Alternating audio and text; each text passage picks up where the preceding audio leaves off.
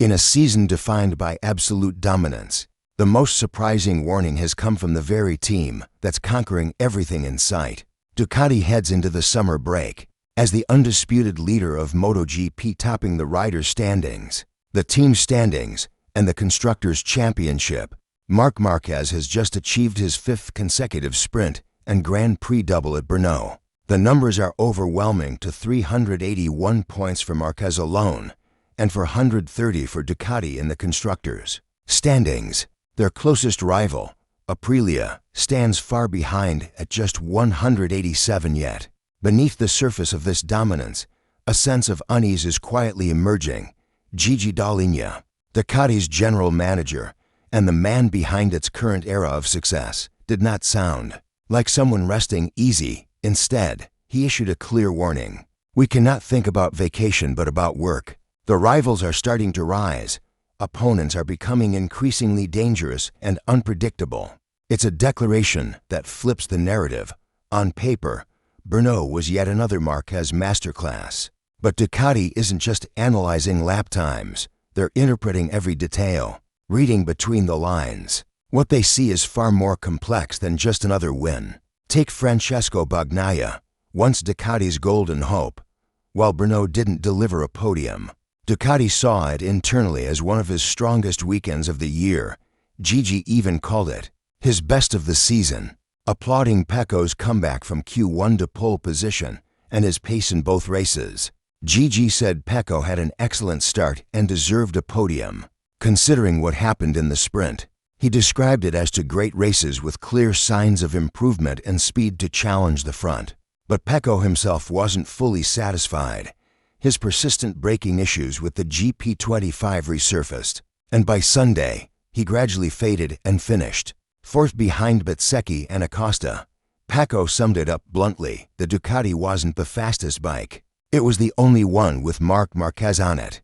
A half compliment, half admission that his season has fallen short. He hasn't won a Grand Prix since the American round, and now trails by 168 points in the title fight. Even worse, he's behind his own teammate, Alex Marquez, in the battle for second.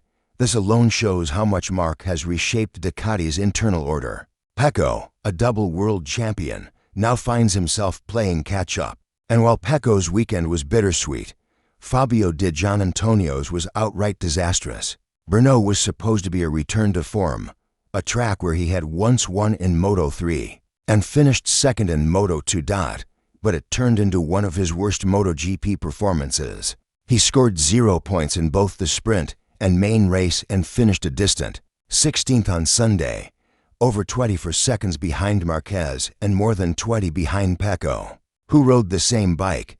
Afterward, Di Giannantonio didn't sugarcoat anything. He was brutally honest. "Let's not make excuses. I take full responsibility. The rider is the team's leader." He mentioned vague issues with the front end, a clutch problem in the sprint, and a total lack of feeling on the newly resurfaced Brno circuit. He admitted the bike just didn't feel good, and despite his reputation for consistency, he said he'd never been less precise than he was that weekend. He dismissed fatigue as an excuse, despite racing for weekends out of 5, saying everyone is dealing with the same schedule, and he simply wasn't better than the others. What made it worse was the contrast to his earlier season form. Before Brno, Di Giannantonio had finished in the top 6 at least once in 5 straight rounds. He was second at Sachsenring before crashing late in the race. But at Brno, he was never a factor. Now, the summer break becomes a lifeline for him. He vowed to take the time seriously and return as the best version of himself possible. As the riders dealt with their own highs and lows, a bigger picture emerged from Brno. MotoGP's updated manufacturer concession rankings. Ducati remains the only factory stuck in Rank A, the most restricted category, due to their overwhelming success. The rules are simple. Winning more than 85% of the available points places a manufacturer in Rank A. Ducati has taken 97%. That means no engine development, no wildcard entries, fewer aerodynamic upgrades, and limited test tires. Meanwhile, Honda and Yamaha, buried in Rank D, have full development freedom. They can test with race riders and introduce as many upgrades as they want. Aprilia and KTM, in rank C, enjoy moderate flexibility with critical bonuses. In a season where Ducati has dominated, with 10 wins from 12 races and a clean sweep of the sprints. That may seem fair, but Brno showed the first real warning. Signs only one Ducati rider, Marc Marquez, stood on the podium.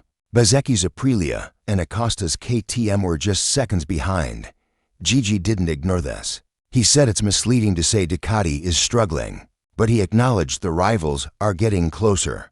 This is the first genuine hint that the very system once designed to help underperforming manufacturers might soon turn into Ducati's greatest obstacle, and at the center of it all is Marc Marquez. With 8 wins in 12 rounds, including 5 consecutive Sprint Grand Prix doubles. At 32, he's not just rewriting Ducati's legacy, he may be redefining modern motope.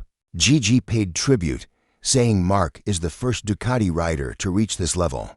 A clear acknowledgement of his class. His dominance isn't just about speed, it's about intelligence. He adapts to every scenario.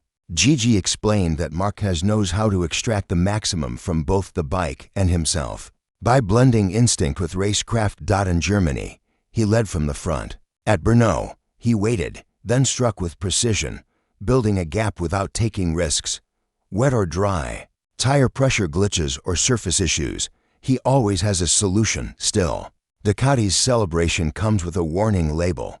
This is more than dominance, it's a fragile supremacy. Gigi admitted their energy must be refocused because rivals are getting more dangerous. He wasn't just giving compliments, he was anticipating trouble.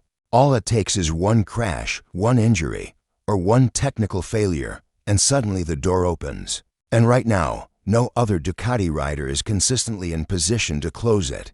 Even Alex Marquez, second in the championship, had a chaotic weekend.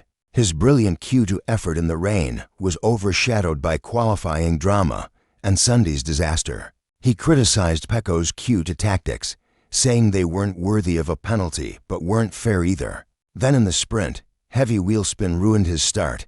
On Sunday, a reckless move took him out and eliminated Joan Mir in the process.